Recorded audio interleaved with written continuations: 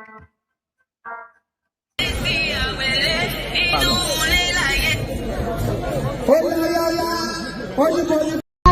kwana aiki, kira shi da jan zaki, ya bar su da mamaki, hasada ta zamo taki, tarkira sararin daki, gaba su cikin bila, jinin da shan Allah, an kuma jinin bujuwar kalla, babu masu kasa jumla, gada musu sakula, gabai babban lamba, gada musu kasa ba, lamba ta ɗayan lamba, kake hana kankan ba, barka da zuwa barkanka da sauka oyo oyo malam asuwaju. Ibola zan kare kai a muku bai hada sabuga da rago ba. Kishi na kasa shi ne aka ba nasa ba faɗi ba a zubar ba. Tun yanzu alfitir ya ce ta banki kudu ba ku gani ba. Da arewa da ma yankin kudu ya zama dole su gode wa na kowa. Sannu da hanya a zuwa jin.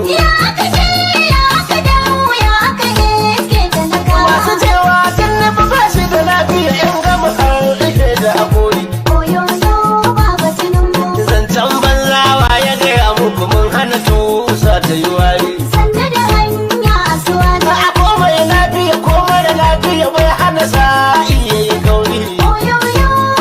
Sarki mai sama Allah ka ji kainawar haka tun kan na ligawa.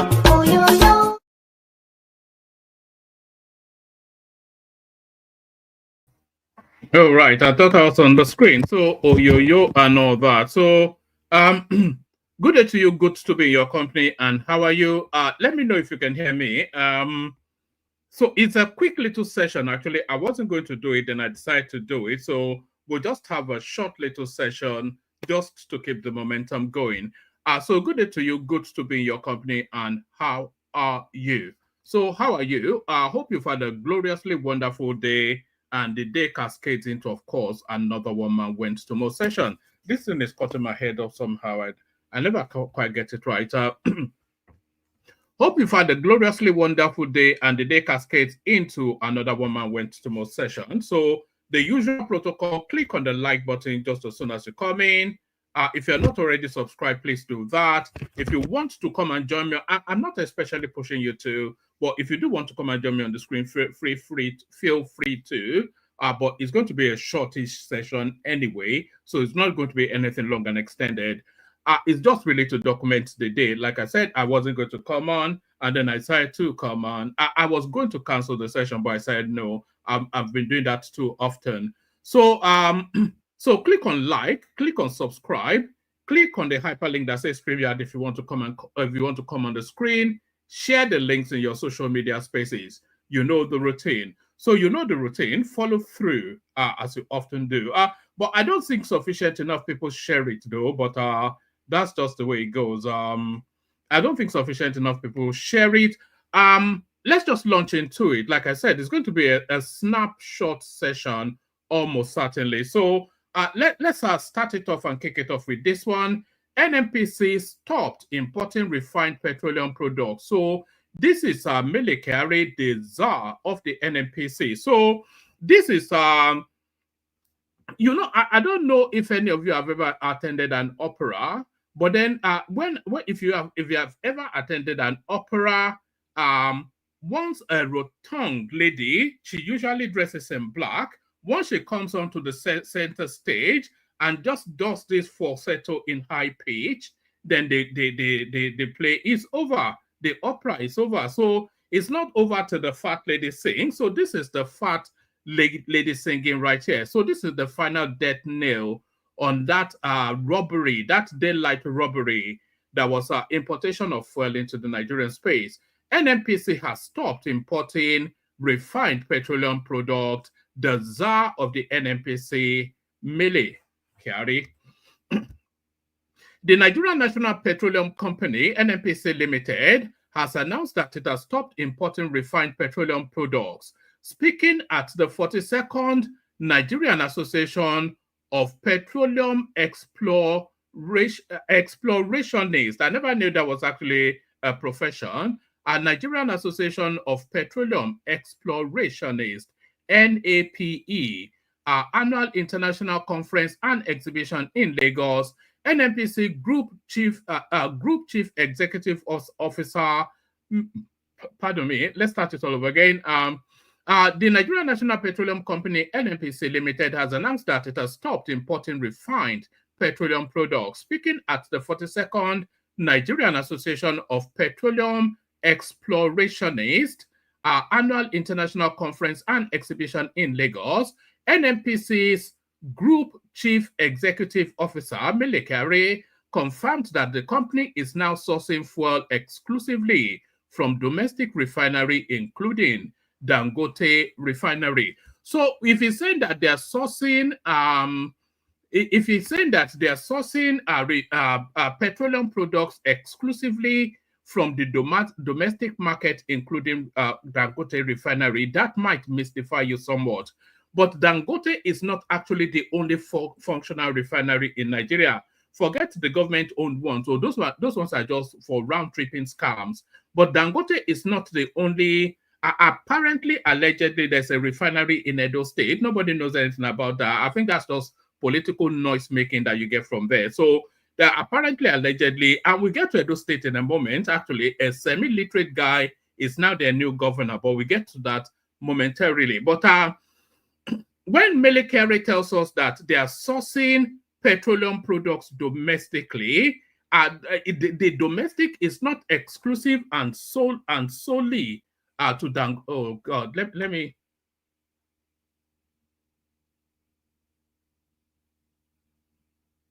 All right, let me. I need to ban this guy now permanently. Enough is enough of. I beg your pardon. Let me just do something. Oh, all right, thank you. Let's start all over again. We have a lot of nuisance elements that come to this platform. So let's start all over again. The Nigerian National Petroleum Company, NNPCL Limited, has announced that it has stopped importing refined petroleum products. Speaking at the 42nd Nigerian Association of Petroleum Explorationists Annual International Conference and Exhibition in Lagos, NNPC's Group Chief Executive Officer, Melekare, confirmed that the company is now sourcing fuel exclusively from domestic refineries, including Dangote refinery. So I was just explaining there before I was momentarily interrupted. When it says they are sourcing domestically, it's not just Dangote refinery that is the only one refining petroleum products domestically. That's really the point I wanted to make. So it's not really just a Dangote refinery. There's a refinery called Walter Smith. That is a micro refinery that's been refining long before Dangote actually, but I think they refine in smaller numbers. And I think there might well be, like I said, there's rumors that there's a refinery in Edo State as well. Nobody has yet verified that independently. That's like propagandizing, a little bit like they're telling us they have electricity in Abia State. So it's just political, nonsensical talk. But we do know that there are other refineries, apart from Dangote, privately owned, Walter Smith being one of them. So from the top again, the Nigerian National Petroleum Company Limited has announced that it has stopped importing refined petroleum products. Speaking at the 42nd Nigerian Association of Petroleum Explorationists Annual International Conference and Exhibition in Lagos, NNPC's Chief Executive Officer, Melekare, confirmed that the company is now sourcing fuel exclusively from domestic refineries, including Dangote refinery. Today, NNPC does not import any products. We are taking only from domestic refineries, as stated Kare, highlighting the shift towards a locally sourced supply chain. So that's quite a seismic move, actually. That's quite a seismic move. So the obvious first gain is the dollar savings that we get from there. So that's the obvious first gain. But the other thing is that the NNPC needs to be strategically stockpiling petroleum products now and diesel just for moments of scarcity. and those purchases then being made exclusively within the domestic market. So there it is. Today, pardon me, today NMPC does not import any products. We are taking only from domestic refineries, Kerry stated, highlighting the shift towards a locally sourced supply chain. In a recent deregulation move, the federal government ended NMPC's sole off-taker role, allowing other marketers to purchase directly from local refineries, addressing claims that the NMPC was not supportive of local refineries. Kerry refuted the notion, emphasizing the company's commitment to domestic refining. We are very proud part owners of Dangote Refinery, no doubt about that, he said. Kerry explained that NMPC's decision to supply local refineries was based on strategic business insight. We saw an opportunity that there is a clear market for at least 300,000 barrels of our product. We know that as time moves on, people will start struggling to find markets for their products. Therefore, we saw an opportunity to lock supply to the domestic refinery, not just Dangote, but any other refinery that operates within Nigeria, calling for Nigeria to fully domesticate its oil. Kerry pointed out that Nigeria's crude is often blended with low-quality crude in the global market. We should never forget that Nigerian crude is Lamborghini crude. So Nigeria actually has, if it doesn't actually have, it has one of the best crude oil out there, and that is what our mainly carry. In fact, we probably don't even charge enough for what we have. So that's what it's describing as a Lamborghini crude. Addressing calls for Nigeria to fully domesticate its oil, Kerry pointed out that Nigeria's crude is often blended with lower quality crude in the global market. We should never forget that Nigeria's crude is Lamborghini crude, Kerry said, explaining that if all domestic products were derived from high-quality Nigerian crude, it would impact pricing. Everybody buys Nigerian crude and blends it with dirtier crude to process. No one takes Nigerian crude except one or two refineries that I know. So this blended crude actually is a global phenomenon, not just exclusive to the Nigerian space. So what he's saying essentially is not talking about petrol, by the way. It's talking about the actual raw crude. So Nigeria has like a high-grade crude. I don't know if you drink, let's say Ribena. Let's say Ribena, for instance. So Nigeria, Ribena is a high concept. I'm talking about cordial, or not the one you buy that you just punch through with a straw. If you take the Ribena cordial, for instance, it's a high-density drink, which you have to tone down with water. So essentially, this is what it's saying. Nigeria's crude is a highly rich crude that people buy lesser crude and then blend it to still have a decent oil. So that's what it's saying. Kerry further commented on quality concerns, suggesting that product quality is relative. You are driving a Keke Napep and you want Lamborghini fuel. You do not need it. So the quality issue is a relative thing. We will do everything possible to make sure that we domesticate this. The NMPC GCEO also dispelled rumors that the company was reluctant to sell crude to Dangote in Naira, refuting claims of sabotage. There are too many claimants out there that the NMPC does not want to sell crude to the refinery in Naira is a form of sabotage. Far from it, he said. Kerry explained that selling in Naira would be a neutral transaction, adding, it is a net zero gain. You lose nothing, you probably gain nothing. So I'm not quite sure what he means by that.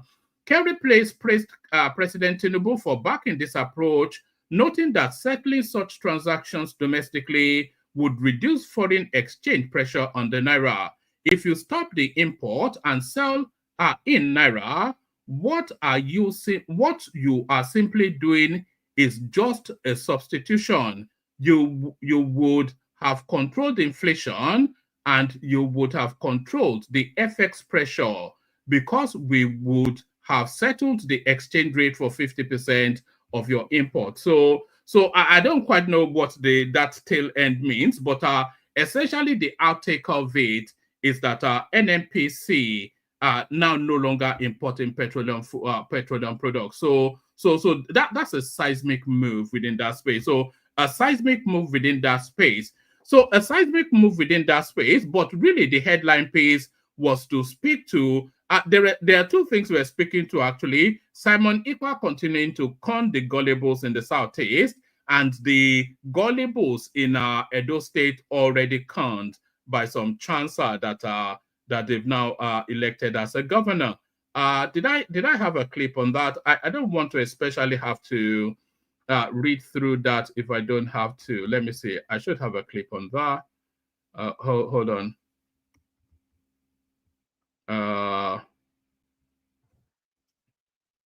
All right. I think I do have a clip on that. So I'll play you a clip on that momentarily. But as we wait for that clip, let's play you the Simon Ekpa clip.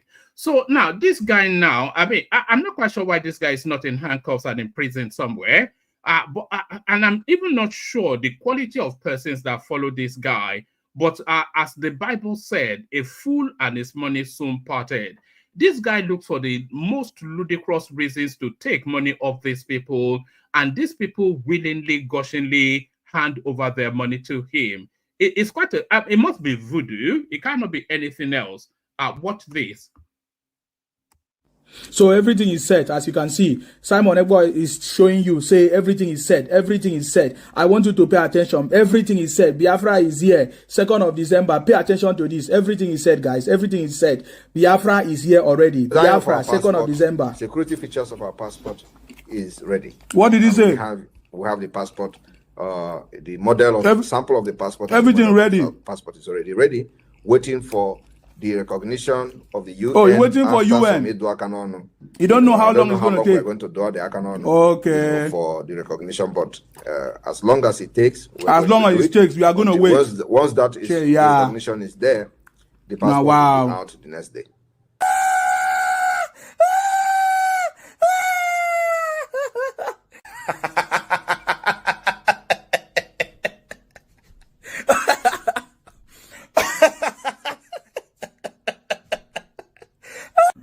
Congratulations to the Igbos. So congratulations to Igbos. Igbos are getting ready to leave Nigeria on the 2nd of December, according to Simon Ekpa. So these are the Biafra judges. All right. So there it is. A passport apparently with security features. I'm not quite sure if the United Nations have been informed. That guy was laughing, and it would be funny if it wasn't so tragic. This whole goings on. It started off as a joke. This whole Simon Ekpa, whatever it is that is going on, it started off as a joke, and then it became a farce, and now it's just a tragedy. It's just a tragic goings on.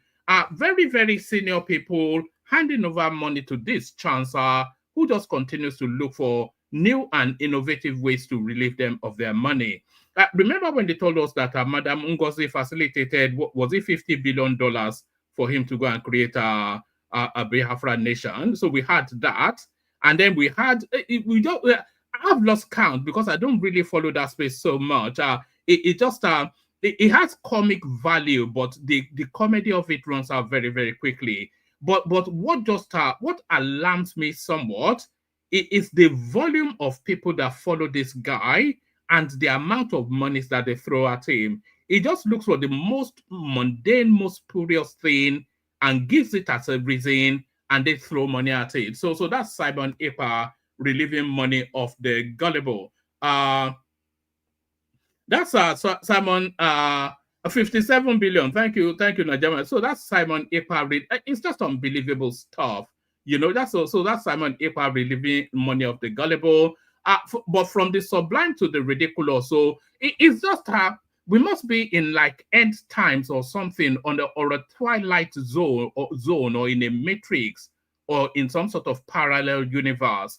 The sort of goings on that is going on.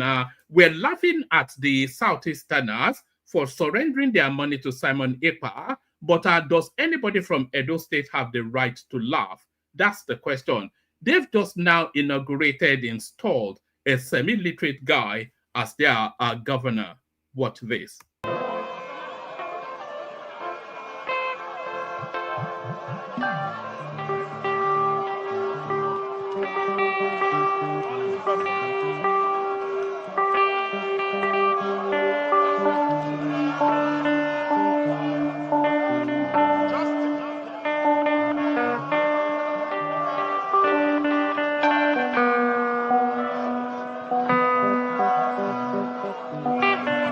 I beg, clear the stage, please.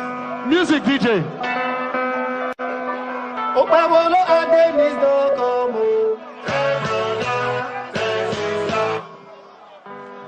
Hold on.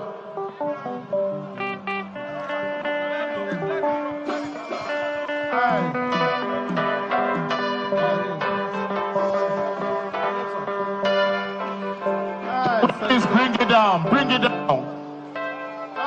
Hi. Senator Monday Okpebholo.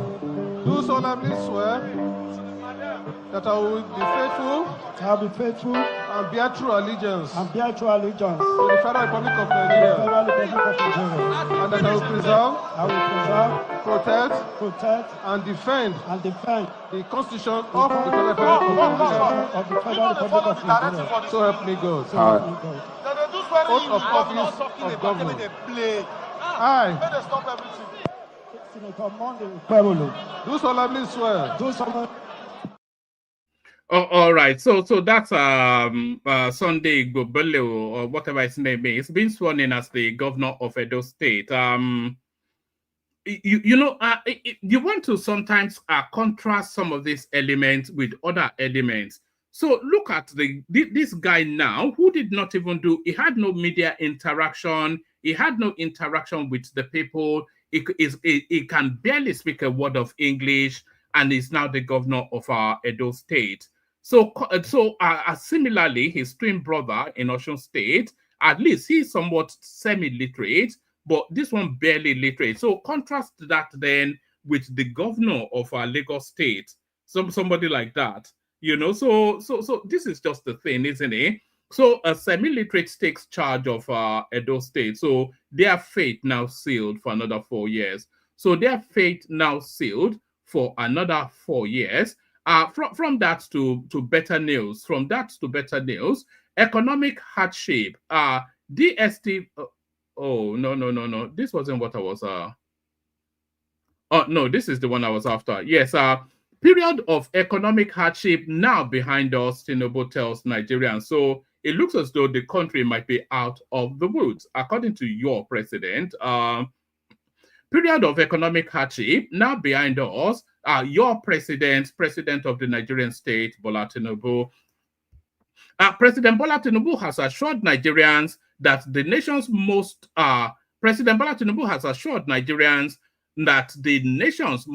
challenging economic period is now behind them.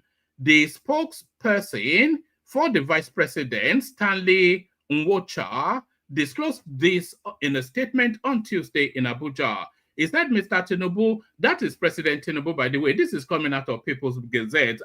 Part of that, Tinubu is not my president, Aisha Yesufu Brigade. So that's they insist on calling him Mr. But all this Tinubu is not my president or Tinubu is my president, Mr. not president and all that. Any law that Tinubu passes, it affects these people's lives directly.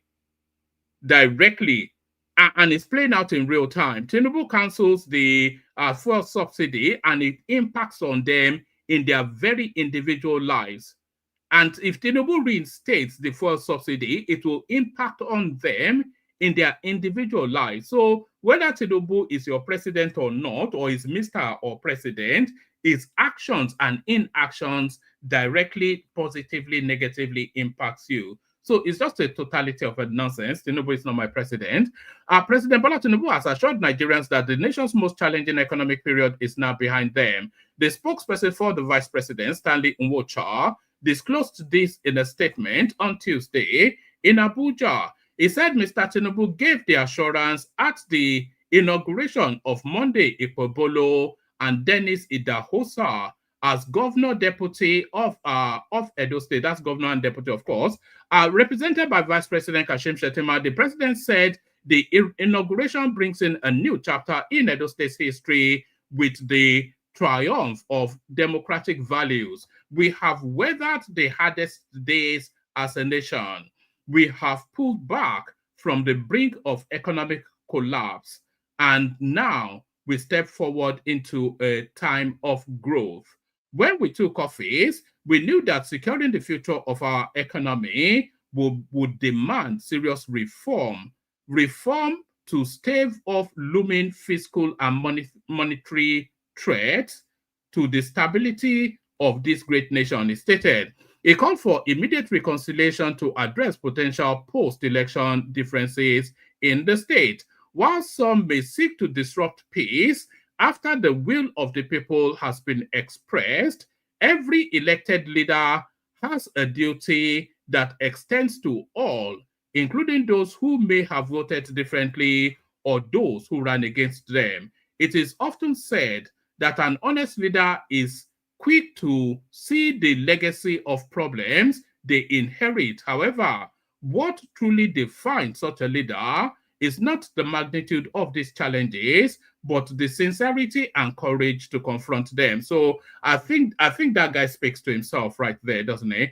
Mr. Tinubu noted that the new administration's mandate extends beyond partisan considerations. Senator Okpebholo has committed himself to building the Edo State you envision, a place where jobs are plentiful, where education is accessible and strong, where infrastructure is modern, and where healthcare is within the reach of every citizen. No political party has managed its own affairs with greater unity and purpose than the APC since we took charge. I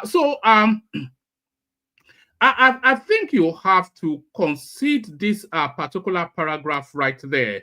No political party has managed its own affairs with greater unity and purpose than the APC since we took charge. So APC has a myriad of problems, but is still the least problematic of all of the states, of all of the political parties rather within the Nigerian space. I mean, the big one. So I'm not talking about AAC and all of these parties that have no meaning. Earlier in his inauguration speech, did he give one? Okpebholo thanked the state's people for their trust and pledged never to betray them. Mr. Okpebholo, so they're not even referring him as governor. So this People's Gazette now makes the decisions on who has legitimacy or not based on their own peccadillos and prejudices. Mr. Okpebholo promised to implement a 5-point agenda that prioritizes health, security of lives, and prosperity, education, economic growth, and infrastructural development. So I don't think any elected person has ever made promises outside of these spaces, and I don't think any of them have ever fulfilled any promises within these spaces.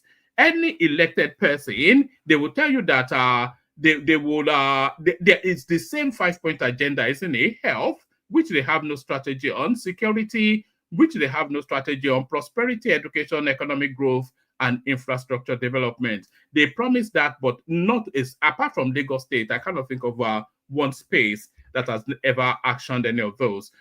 Edo shall rise again. My administration is committed to fixing the roads across our dear state to make them motorable once more, the governor said. So that's the low bar. That is the expectation of Edo State, motorable roads. When you know, there are roads, they are building roads and rail systems going through skyscrapers in China, but motorable roads is the extent of the ambition in Edo State. So motorable roads, the extent of the ambition in Edo State, but even that, it might well seem unreachable if we go by this now next headline. So everything changes but remains the same. Governor Okpebholo or Okpebholo nominates Oshomole's son Samson Osage as commissioner designate. So it's just nothing changes, does it? It's parties for favors and favors for back scratching and all of those type of goings on. So this tells you then that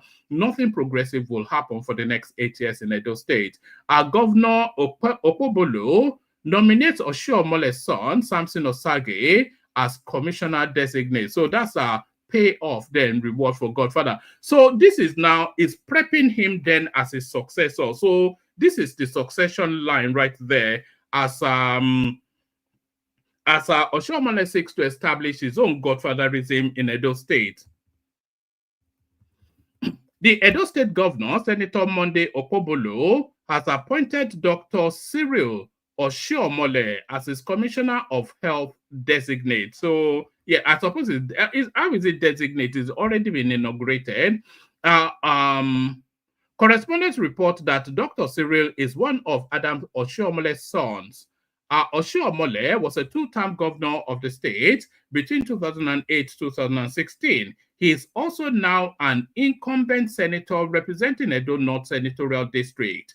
A statement by the chief press secretary to the governor, Fred Itua, made available to newsmen on Tuesday in Benin City, also announced the appointment of Musa something or the other as the secretary to the. But you know, they have a lot of Muslims in Edo State. Actually, it's an outpost of the caliphate, isn't it? A statement by the chief press secretary to the governor, Fred Itua, made available to newsmen on Tuesday in Benin City, also announced the appointment of Musa Ikilo as secretary to the government of the state. He also appointed Samson Osage as State Attorney General and Commissioner of Justice designate. It was said the appointment of the nominees will be confirmed by the Edo State House of Assembly when their names are forwarded to it by Governor Okpebholo. So I guess that is why they are designated, subject to confirmation by the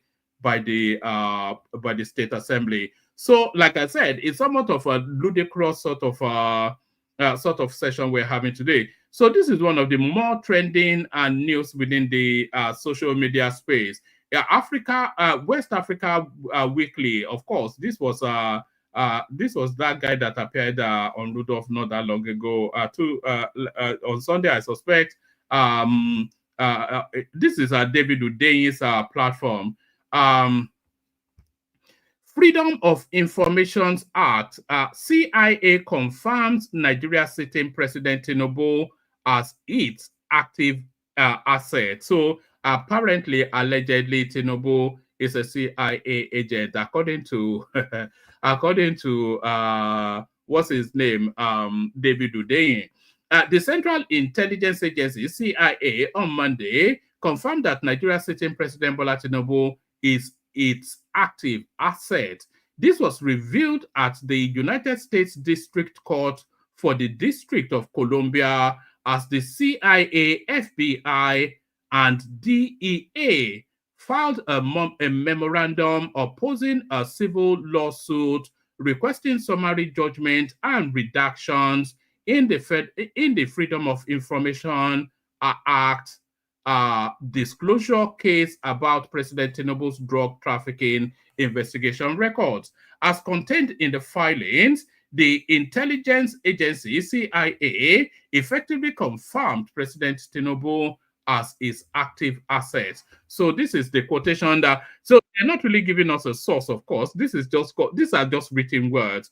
It says, human sources can be expected to furnish information to the CIA only when they are confident that the CIA can and will do everything in its power to prevent the public disclosure of their cooperation. The statement reads, adding, in the case of a person who has been cooperating with the CIA, official confirmation of that cooperation could cause the targets to take retaliatory action against that person or against the person's family or friends.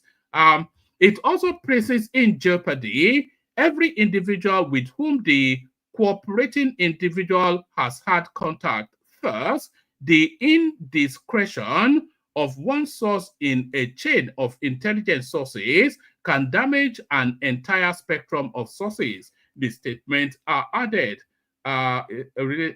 Related news, with FBI files within FBI files anti-redaction case in US, Tinubu meets with FBI Director Christopher Wray. I don't know what all this means. It's just, this is coming out of David Udein, by the way. As such, confirming or denying the existence of records on a particular foreign national like Tinubu reasonably could be expected to cause damage to the United States national security by indicating whether or not the CIA maintained any human intelligence sources related to Tinubu, and identifying any access or lack of access any such source had to intelligence concerning him, the CIA noted. So that's just you see, it's a whoever wrote this has a low IQ. So if the CIA is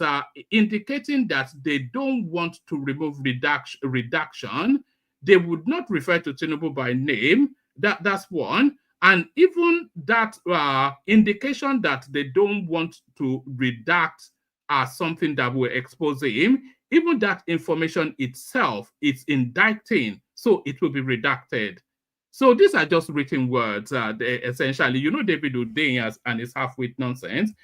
The Freedom of Information Act case was initiated in 2023 by West Africa Weekly editor-in-chief David Udein in collaboration with Plain Sight founder Aaron Greenspan, who is seeking to have the redactions from the previously or partially released files, with the CIA playing its card on the "we can neither confirm nor deny" tactics to protect President Tinubu, which it considered its asset. Even nothing in this suggests that Tinubu is an asset. So, conceding without admitting, and the totality of all of this is a nonsense. But this is a standardized template. If they're asking the CIA if they have an association with a person, if the CIA deems to respond, then it will be a templated response that we can neither, even if they have no association with the person, they still wouldn't just give you a standardized templated response. So even this, if it has veracity, which it doesn't, it neither confirms nor denies anything. But of course, this will be meat and drink for the obedient. They will they will feast on foie gras on this one. The Freedom of Information Act case was initiated in 2022-23 by West Africa Weekly's editor-in-chief David Udein in collaboration with Plain Sight founder Aaron Greenspan, who is seeking to have the redactions from the previously and partially released files, with the CIA playing its card on the "we can neither confirm nor deny" tactics to protect President Tinubu. So if there's, anyway, it's a pointless exercise. So it's just inference. They like to use inferences to make just puerile and jejune points, you know. Let's just put it that way. With the CIA playing its card on the "we can neither confirm nor deny" tactics to protect President Tinubu, which it considers its asset. So how was that conclusion landed upon, that the CIA considered Tinubu, even in the readout? Where has the CIA considered that Tinubu was an asset? So this is a leap into the bizarre to jump to the conclusions that they want to feed the raw meat eaters. So where was that concession made? With the CIA playing its card on the "we can neither confirm nor deny" tactics to protect President Tinubu, which it considered its asset, it opposed the redactions request, citing the exemption of privacy rights under the Freedom of Information Act. The DEA, an agency party to the suit, also included a paragraph in the filing in indicating opposition to the redaction requested by the plaintiffs, Udein and Greenspan. "We oppose full, full unredacted disclosure of DAE's Bola Tinubu. And by the way, Bola Tinubu is Bola is an abbreviated name. So Bola is usually Omobolanle, or there's a fuller, it's like calling Michael. So in an official document, you wouldn't say Mike, you would say Michael. So that even self-defeats. It's just a totality of a nonsense. We oppose full unredacted disclosure of the DEA's Bola Tinubu heroin trafficking investigation records because we believe that while Nigerians have a right to be informed about what their government is up to, they do not have a right to know what their president is up to. Is that not? Listen to that just as a statement, as a standalone, just on basic English. We are opposed. We oppose full unredacted disclosure of DEA's Bola Tinubu's heroin trafficking investigation records because we believe that while, and by the way, that's even bad grammar because it will be whilst, not while, whilst, WHILST, not while. So for an American senior agency not to even be able to write in English, and the punctuations are misplaced, we oppose full. You see, even the apostrophe here is not necessary because it's a run-on sentence. I don't know if you know the technicalities of language, but it's a run-on sentence. When you want to punctuate a writing, the punctuation point it punctuates itself because it's a natural pause space.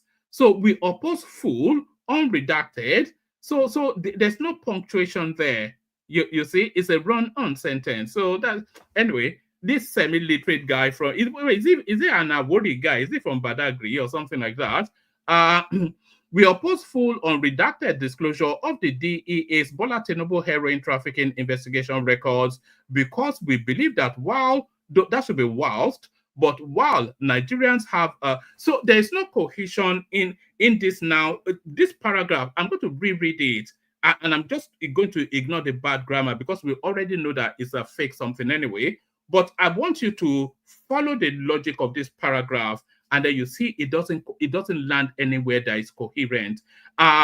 It says we oppose full unredacted disclosure of DEA's Bola Tinubu heroin trafficking investigation records. Now, this is where it starts to lose sense, if it ever made any, because we believe that whilst Nigerians have a right to be informed about what their government is up to, so it's not what the government is up to, is it?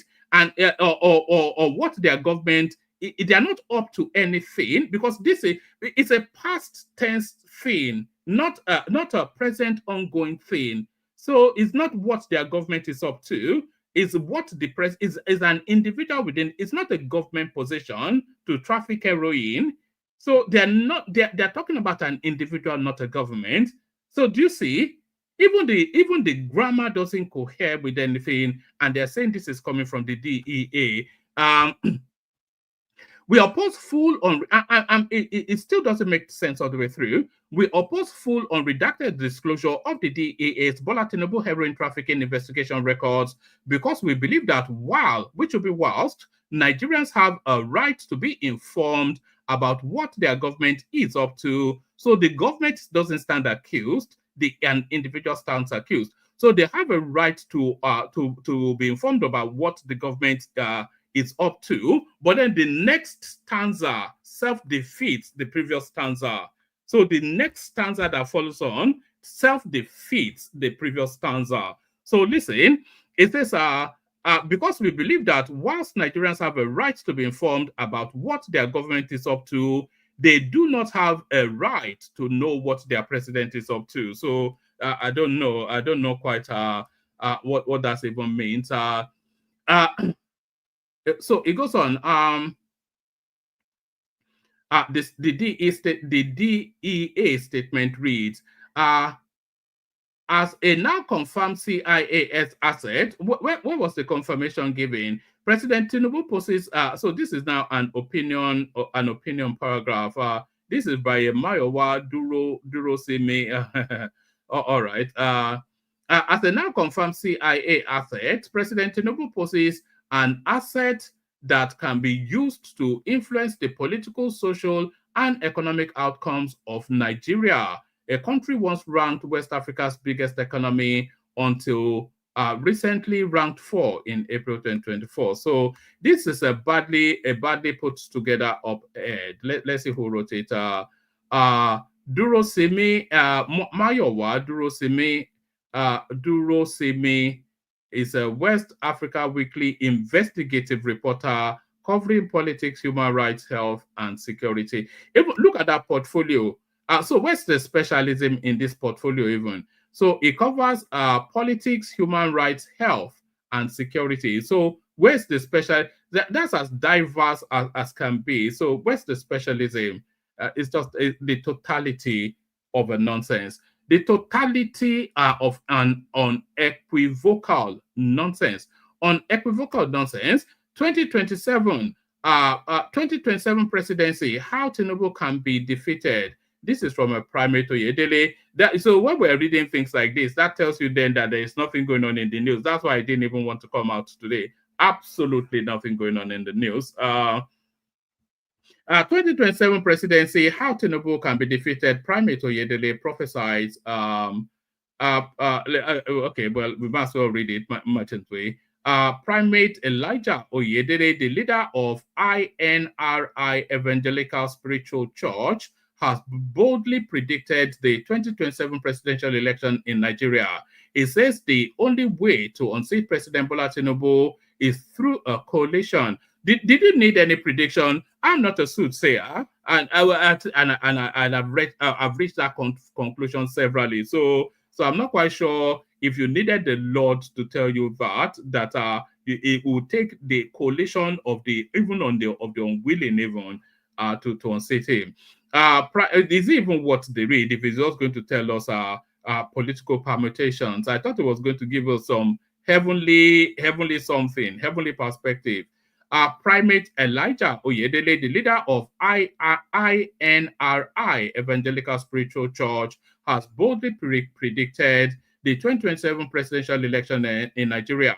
He says the only way to unseat President Bola Tinubu is through a coalition of major opposition parties, including PDP, Labour Party, and NNPP. He emphasized that these parties must come together and present a strong, rugged candidate to challenge President Tinubu. If not, he believes it will be a smooth ride for the incumbent president in 2027. Primate Oyedele specifically warned the PDP that fielding Atiku Abubakar as their candidate will be disastrous and result in a defeat. I don't think you need a soothsayer to conclude to reach that conclusion. Tribune reported that Oyedele stated that no sitting governor in the PDP has the capacity to become president in 2027, citing their lack of strength. Primate Oyedele's statement highlights the importance of unity amongst opposition parties to effect the change in 2027 election. So I don't think this one offers us anything. That's just it is right, but you don't have to be a soothsayer to reach to that. So I'm going to show you now this last one rather. This has been trending all over social media for the last 2 days or so. So it's some nurse that works in Lagos and describes the place as smelly, and then the whole of her Twitter has gone after her. Of course, she's from the East, so that probably explains why. Nurse Ugbede, this Lagos is a smelly city. People smell, the streets smell, and the gutters smell. The water smells, everything is smelly. I am tired. So that's what she said, Nurse Ugbede. And then, of course, they launch after her. So this one says, Lagos, they smell, but Greek or not.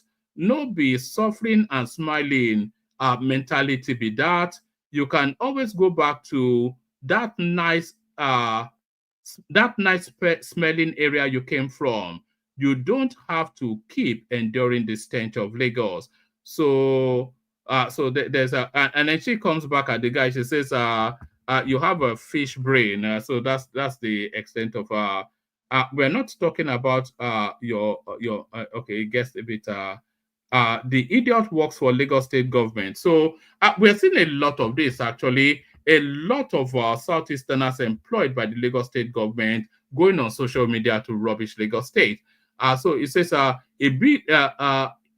laughing my ass out. He built Lagos Don scatter arm, and then it's and on it goes actually. But she is actually a pretty girl, so there she is right there, and you can see the Lagos state logo right there. So I mean, if the place offends her that much, like people rightly said, maybe just go somewhere else that doesn't offend you. I mean, is that not the simplest of it?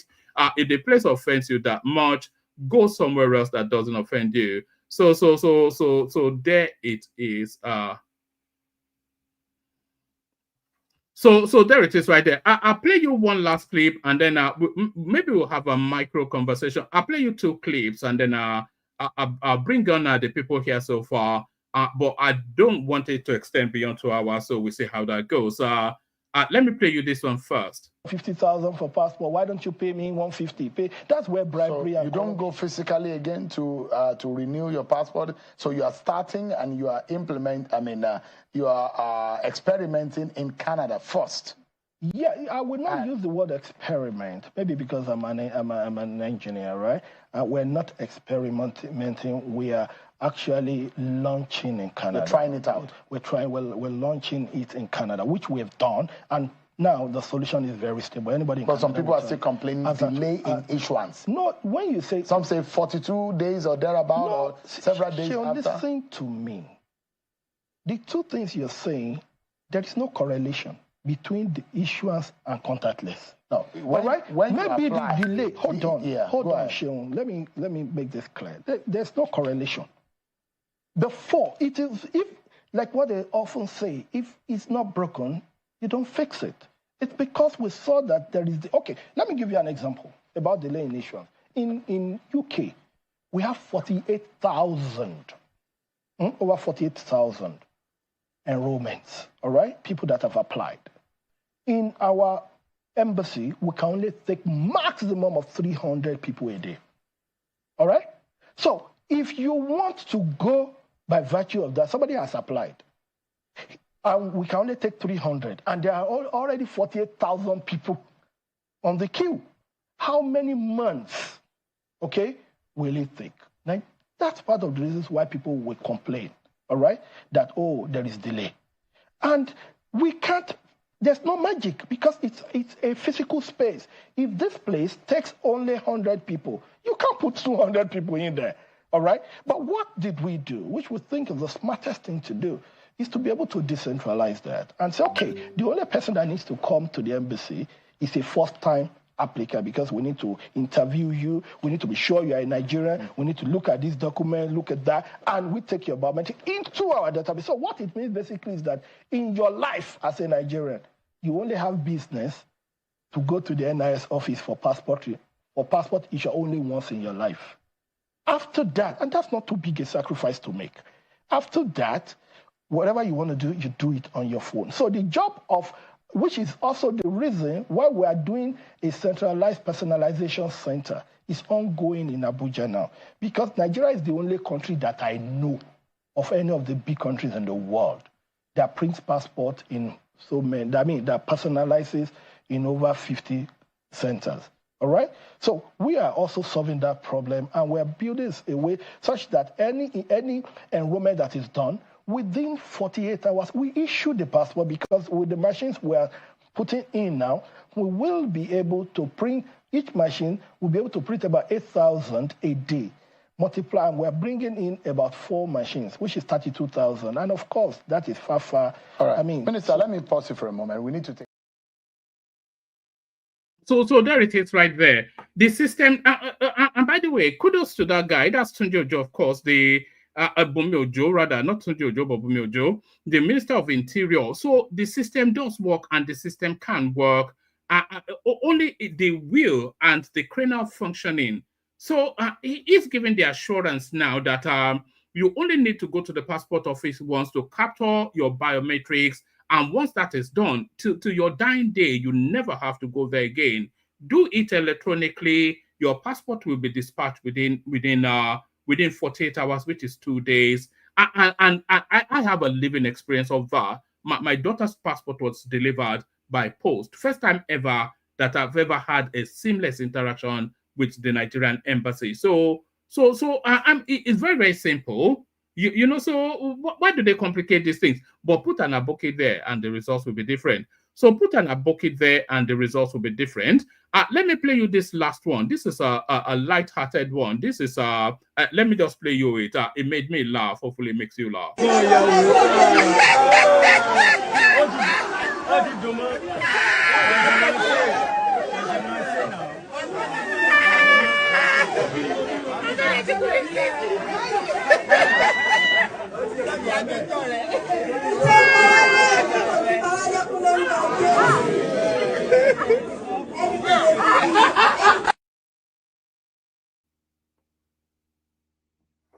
Oh, all right. So that was that bride completely pancaked off, and the bridal kiss there, and you saw what that turned into.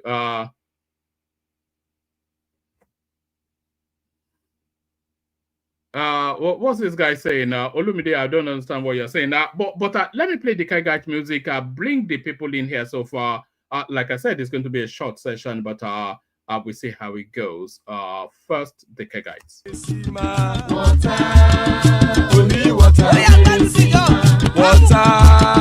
Only water, where they see ma.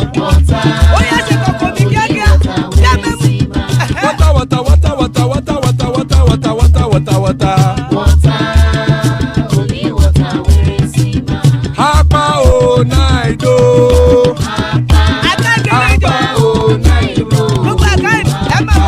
Hapa you don't come o.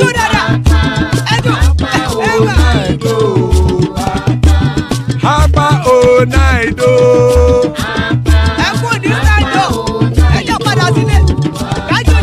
Oro kẹ̀kẹ́ ẹlẹ́mù yé o. Ibe sodi kẹ̀kẹ́ ẹlẹ́mù rẹ o. Bobby master kẹ̀kẹ́ ẹlẹ́mù rẹ o. Chief Waila ti kẹ̀kẹ́ ẹlẹ́mù rẹ o. Eruku lẹ̀lẹ̀ ẹlẹ́mù dé. Eruku lẹ̀lẹ̀ ẹgbẹ́ ẹlẹ́mù dòdò jàre o. Eruku lẹ̀lẹ̀ Ghana ti dé ẹgbẹ́ bọ́dì o. Ọmọ ẹlẹ́yẹ ẹyẹ o ó dilé o. Olúyẹ̀lá ẹyẹ o ó dilé o.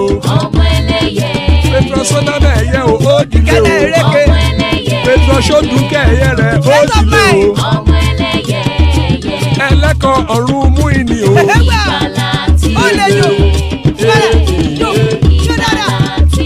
Àkùkọ ọ̀run mẹ́kọ.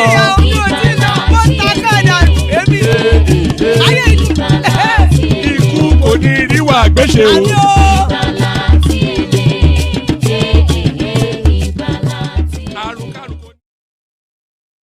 All right, there it is right there. Ikuku ni Riwa Gweshe, but that have nothing to do with us. I'm not quite sure what sort of session we'll have, but we have Tony here and then we have Akim here. So I suspect it may well be an Edo session. So good to have you, gentlemen. Who wants to kick it off? You have a new governor, but is that good news? Hello? No, yeah, good evening, sir. Good evening, one man. Mr. One. Mr. One. Yeah, I mean, they give you one, so they call you at one, now you one, now you be one, okay? The one and only. All right. Ekalesa. How about it now? Hold on. So what happened today in your state? I'm saying it's a dark day for Edo State that yes, nothing happened there. Thank you very much. This half-wit is now your governor. No, there's there's nothing like governor there today. There was nothing like governor. It was just like all those Tony Kabaka and co that they were just ravaging the city. You know what I'm saying? with this man, this Adamu Aliyu, aka Ushumule. So they just try to, all this kind of like Agbero, Agberoism. That is what they're just doing. There was not like election in Edo State, and that now brings me to a total loss, of confidence in the Nigeria space. You have been trying to rescue that space. You are doing your best. Each time we have an encounter, you only try to calm it down. Like, okay, look at what they are doing. They are trying to do this. They are trying to do that. I said that. Just imagine. Did you listen to this woman? Just CGN Kekere. What did she say? Did she come out today? Man, yeah, man. It should be yesterday or today because I replayed it again. So. Sanusi Lamido, this big, this our correct guy was there. It was an occasion, featuring him and then Josie Kekere. You see the other guy you just played just now, this passport guy. That is how to know that things are about to change. You know what I'm talking about, sir? Things have changed. Only a fool will still try to cling on to the vestiges of. Let me just. Okay, hold on. Regarding the passport now, the country has been turned around completely for the better. No, it's undeniable. But who are in charge? Can Tinubu do that alone? You need a team. And the vital team, most of the vital position, like Chief Justice of the Federation, whatever you call that, is that woman just totally just. What did she say? What did I miss? Okay, thank you very much, sir. This evening, I think yesterday evening, so Sanusi was said that the justice should try to be upright and then he will try to, although he will try to link it up with God that please, if you know somebody and they are coming to you, all those kind of like a conflict of interest, stuff like that, then we'll try to advise the judges in future that should always stand for the justice and then let us have a good country. And then lastly, according to him, that the Allah will judge them. Then we can't allow come judge when you don't make people to suffer for this world, we can't. So then anyway, Sanusi was giving a very powerful speech there. As usual, Sanusi is a very great guy. You know what I'm saying? Look, woman, I don't hate this Northerners. You've not said anything yet. What was said at the? No, I'm going there now. I'm going there, woman. Yeah. See, we have look. My best friend in Nigeria. You don't know my real name. I told you, that is my father's name that I'm just bearing. My father's name is Anthony. That's why I just make it Tony. But if you know my name, you know what I'm talking about. So, and then my best friend, Lieutenant Adamu, then my best friend Prosper from from Ole. They're my best friend. I'm not. Tony, no, hold on. No, I mean that I have nothing against them, but I mean that Sanusi Lamido, if that one could, if he can be a president of Nigeria, you will see how he will judge. So meanwhile, now to the message. I don't think he has any interest in that, though. That's the thing. No, it's too late now. Because that guy, 20 years ago, 50 years ago, during your time, after he was the one that warned the people that please, this recurrent expenditure is consuming lots of money. That it was 70%. You know what I'm saying? That 30% for capital project, and this guy have been crying. You know what I'm saying? All what he predicted. Just like BC Ogubadejo, predicted for me when I was a teenager. That made me to not to be going back on my quest. My agenda is to share the country so that we can live together as fellow African nations, as brothers and sisters. That's okay. So, Josie Kekere, she just finished the government today, at least from my own side, So she said that the Nigerian judges are the best. You see, that's why I was trying to make mention of that guy just now that you said that the guy that you said that your daughter got a passport by post. The same thing in Germany here. You know what I'm saying? My friend, one of my guys that usually come to my office I'm trying to stay with you, man. What did No, but woman, you know that you're not allowed people to speak. Hold on. You're not allowed people to speak here. They'll be talking about what they don't, what they know nothing about. But I'm telling you that I said you did the right thing there by pointing that guy out. that the guy is doing a great job. The guy, you know, the guy in charge of passport. Can you so, hold on? Then I said that also in Germany here, you can get your passport per post. Can you hear me, my friend? Yes, Can yes. Can you hear me? You said Yes. Justice Kekere, she said something. So, yes. so stay there and give us what she said before you okay. yeah, before I'm saying it. Okay. Now. Yeah. All right, sir. All right, sir. All right, sir. What did she say? You know that look, the way I submit my something here is quite different from other people. I have to let you know. You know, you only talk about the nuance. Hold on. People have to be able to follow what you're saying now. They are following. Many people are following me because they do say, Tony, they like your voice. They like what you say there. Because carry on. So what I'm trying to say is like, I want people to understand. So I'm trying to simplify them, not just coming here to blow grammar. Simplifying it now, you are making it more complex. No. But you didn't, allow me to learn. It's like you don't want to speak. That's why you were saying, "Oh, Tony." I'm asking you to. First of all, thank you, sir. First of all, I said thank you for pointing that guy out, the guy of the interior. You know what I'm saying? That actually it is also so here in Germany. I told Sammy, you get me? So that what you said, how your daughter got a passport per post, I'm using Germany via post. Via is per post. Okay, that they got my friend and the other guy that are coming to my office to do some work to help me sometimes. They also apply for their passport. They told him to go home. Tomorrow will come out, they will post it. 2 days later, so the passport, which means that guy is actually doing something. You know what I'm talking, sir? You know what I'm saying, sir? That guy. No, I agree with that. And there should really be no complications in that process. So you apply for your passport. They tell you what the fees are. They tell you what the requirements are. You meet them, pay the fees, and then they issue the passport. I don't know quite why it's turned into brain surgery in Nigeria. It's as simple as this guy has just made it now. Thank you. That's what I'm saying. And you see where the guy started from? By first of all condemning the previous system. You know what I'm saying? Like only in Nigeria, only Nigeria passport that's so difficult to get. That is why when he came in, he said to do this, said to do that, make some adjustment and the reforms. You get what I'm saying? And then now it's you the result, and then you are happy, and then I'm happy somehow. You get what I'm saying, sir? So, but in the case of Justice Kekere, one man went to Mo. You know exactly that Nigeria system, we have no justice in Nigeria. Forget about the election.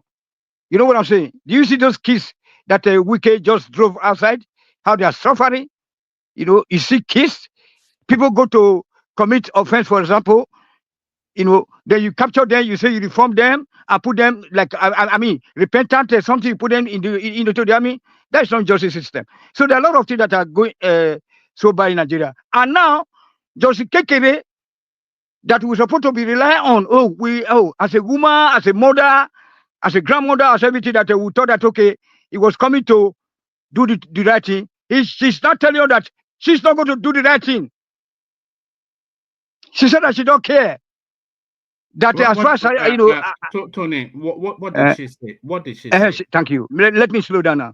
She said that as far as she's concerned. Yeah, tell us what she said. Yeah. She said that as far as she's concerned, that the Nigerian justice is the best in the whole world. That is so upright that they are the best. That you know what she said? She said that the justice cannot do that job alone. That it requires all Nigerian citizens to do the right thing. All the ministers, the politicians, that she should tell us why she was appointed to be the chief judge of the that's supposed to be watching over everything. Justice, you see justice in Nigeria. I will try to see if I can be able to just record it, or if you don't care, I can send the link. Okay, it's a short video, about 5 minutes or 10 minutes. This woman she just thought that. Look, I was just cooking. I started to go off it before I finished cooking. So when she said that, okay, the politician, they have to do the right thing, then I was expecting her to stop there. But she was still having that audacity. And then she was so ugly and so scary woman. It was like I was looking at Dracula coming to just suck my blood. Then she went further after condemning the politicians. Yeah, the politicians have to do the right thing. The other have to do the right. The other one to do that. They said they cannot do it. Why are you there? It's for you to come and take charge in case we ordinary citizens not do the right thing. Then the politicians are not doing the right thing. And everybody is not doing the right thing. That's why she was supposed to come into the question. Thank you, everyone. See you tomorrow.